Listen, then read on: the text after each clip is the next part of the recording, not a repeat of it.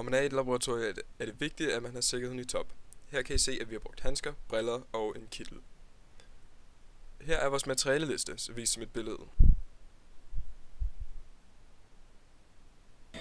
Her er teoriafsnittet. Vi har arbejdet med det her enzym, og under reaktioner ved et enzym, der sker der noget, der hedder denaturering. Det betyder basically, at enzymer går lidt i stykker og danner noget skum. Og i forhold til det her forsøg, er det det, der indikerer, hvor effektivt vores forsøg er. Vi har et forsøg, vores reaktion hedder H2O2 bliver til, eller 2H2O2 bliver til 2H2 og 1O2. Det betyder basically, men det betyder, at H2O2 brænder ilte, hydrogenperoxid. Det bliver til 2 vand og 1 ilt. Og når enzymet så får tilført det her ilt, så vil det denaturere eller gå i stykker og skumme. Og det er der, hvor vi kan se, hvor høje de der skumsøjler er i vores forsøg. Og det er der indikerer, hvor effektivt det er. I første forsøg vil vi vise, hvad der sker ved forskellige temperaturer. I det første glas kan vi se 20 grader, det andet ved 40, det tredje er det størknet. Man kan se, at det fungerer hurtigere og hurtigere, jo højere det kommer, men til sidst så stopper det med at fungere. I andet forsøg der vil vi vise, hvad der sker, hvis man tilsætter en syre og en base. Natriumhydroxid er vores base, og HCl er vores syre. Så man kan se, så fungerer det ikke så effektivt med HCl, men det fungerer rimelig godt med natriumhydroxid. Nu tilsætter vi så 2 salte i stedet for syre og base.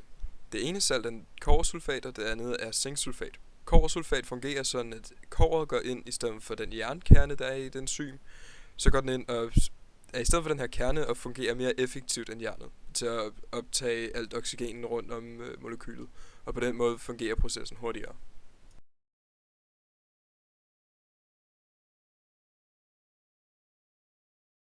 Her kan vi kort se alle vores forsøg stillet op ved siden af hinanden. Vi har fjernet skummet fra den ene, fordi den skummede lidt for meget over.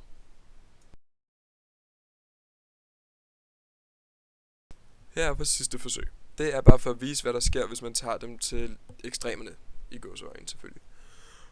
Det glasset til venstre, der har vi tilsat vores, vores katalysator, som hedder mangatdioxid. Mangat fungerer ligesom katalase til at katalysere hydrogenperoxid til vand og ilt. Og i et andet glas har vi bare taget en større mængde af hydrogenperoxid og svineblod ved 40 graders varme. Det her er bare for at vise, hvad der sker, hvis man tager et kunstigt lavet enzym og et normalt enzym til at katalysere den her proces. Tilbage til sikkerheden. For at komme af med stofferne, så skal man gøre det på den rigtige måde. Her har vi 2 dunke, vi bruger til det her forsøg. Det ene er det organiske materiale, og det andet er det uorganiske.